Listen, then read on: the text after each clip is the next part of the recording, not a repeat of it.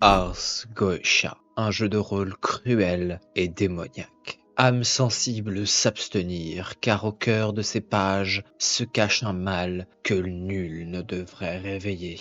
Et pourtant, des pauvres êtres égarés tentent en vain de faire appel aux forces occultes pour satisfaire leurs désirs enfouis. Mais même au plus profond de la nuit, la simple flamme d'une bougie brille aussi fort que le feu éclatant d'un phare.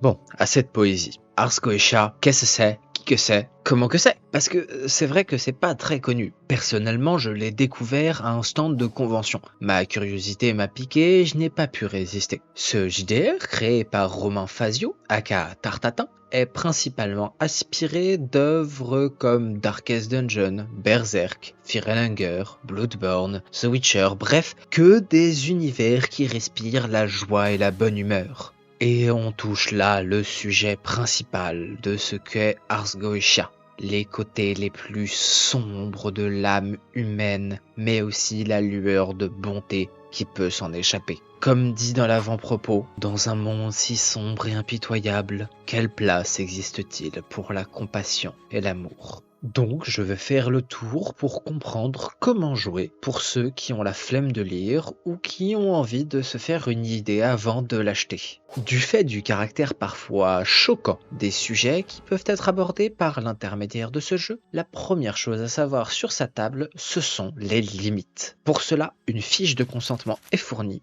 avec le jeu ou trouvable en ligne permettant de définir les sujets à éviter. On parle notamment de voile lorsqu'un sujet peut être évoqué mais qu'on ne peut pas rentrer dans les détails. On passe alors à la scène suivante sans plus évoquer la chose. Et les lignes à ne pas franchir, c'est alors au MJ de faire attention à ne pas évoquer ces sujets car l'objectif est avant tout que tout le monde passe un bon moment autour de sa table. Pour ce qui est de la création du personnage, on voit immédiatement l'intention très narrative plus que mécanique derrière ce système. On commence d'abord par identifier le concept du personnage, puis on lui attribue un vice et une vertu, et même si des exemples sont donnés, on reste très libre. Ensuite, il faut quand même choisir une classe parmi les 9 proposées, celle-ci étant archiviste, confesseur, croisé, goétien, occultiste, passeur, profanateur, répurgateur et troubadour. Je ne rentrerai pas dans les détails, mais sachez que chacune d'entre elles s'accompagne de choix comme celui de votre équipement ou de vos miracles. J'expliquerai un peu plus loin ce que sont les miracles avec le système des croix. Ensuite, on définit les liens qu'on a avec les autres membres de notre groupe d'aventuriers. Il y a encore une fois des exemples fournis avec les classes, mais il est tout à fait possible de complètement les ignorer. Les liens sont particulièrement importants car ils lient la narration dans un univers si cruel et fourbe que personne ne partirait à l'aventure avec des complets inconnus. Et ces liens peuvent être utilisés par le narrateur pour renforcer l'histoire qu'il veut raconter et la rendre plus personnelle. Après les liens viennent les traits. Chaque personnage en a 4, un majeur, 2 mineurs et un défaut. Ils définissent votre champ de compétences. Donc, votre trait majeur va être ce qui représente le plus votre personnage. Ça peut être aussi simple que son métier ou sa classe, alors que les traits mineurs sont plus spécifiques et donnent plus de corps à votre personnage. Ce sont des hobbies, des particularités, des maîtrises spécifiques. Et les défauts, c'est pareil, parce qu'un personnage ne peut pas être parfait, surtout ici. Il lui faut au moins un défaut pour lui donner un sens du réel. Vos traits mineurs et majeurs auront donc chacun des bonus associés qui vous permettront de lancer plus de dés pour faciliter vos jets quand vous les utiliserez.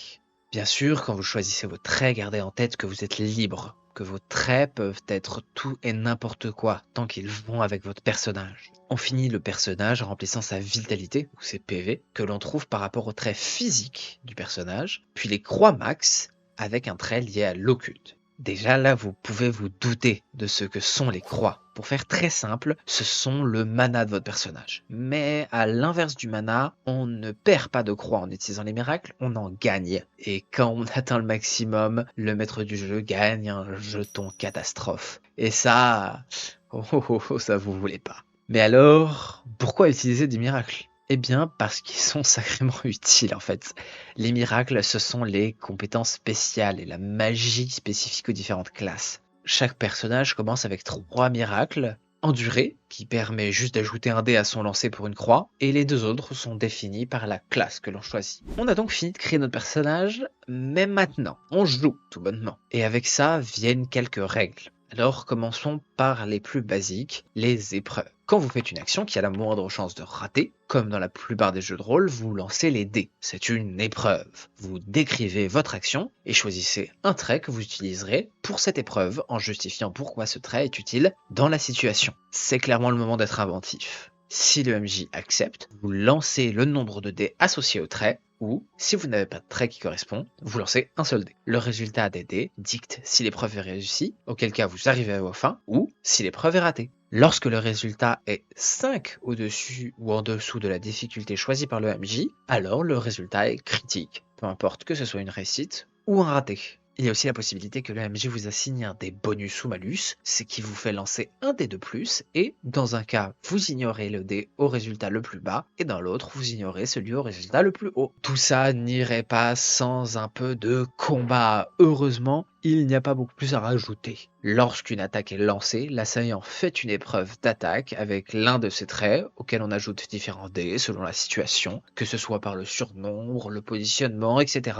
Et le défenseur fait une épreuve de défense, avec un de ses traits pareil, auquel on ajoute des dés selon l'armure, l'abri, etc. Mais attention aux traits que vous choisissez, car un trait utilisé en attaque ne pourra pas être utilisé en défense jusqu'au début de votre prochain tour. Si l'attaque est strictement supérieure à la défense, alors l'attaque touche et les dégâts sont égaux à la différence entre les deux résultats de l'épreuve, multipliés par le facteur de dégâts, FD, de l'arme utilisée.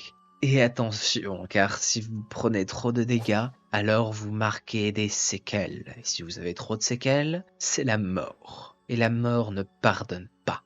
Lorsque vous êtes considéré comme mourant après 5 séquelles ou que votre personnage a atteint son nombre max de PV au négatif, il vous reste une dernière action, un chant du cygne, et c'est tout. Mais tant qu'on est dans les choses sombres, restons-y. Puisque Ars Goetia utilise le système de réminiscence que vous connaissez peut-être du jeu Exorcist. Pour faire simple, 6 bougies sont placées autour de la table. Celles-ci représentent les influences démoniaques que subissent les personnages. Lorsque quelque chose de grave, de sombre, de triste se passe, alors on allume une bougie. Et lorsque quelque chose de joyeux arrive, miraculeusement, on en éteint une.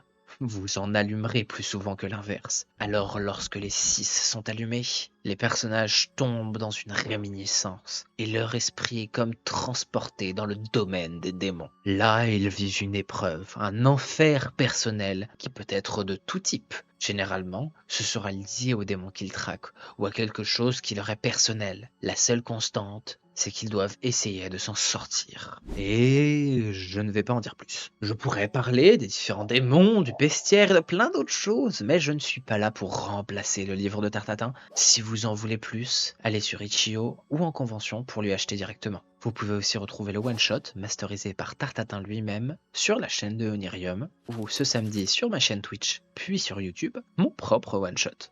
En attendant, n'oubliez pas de commenter si vous avez remarqué des erreurs ou des oublis. La description sera mise à jour en conséquence. Et aussi de liker, de vous abonner et de partager si vous aimez le contenu Ars Goetia ou les jeux de rôle en général.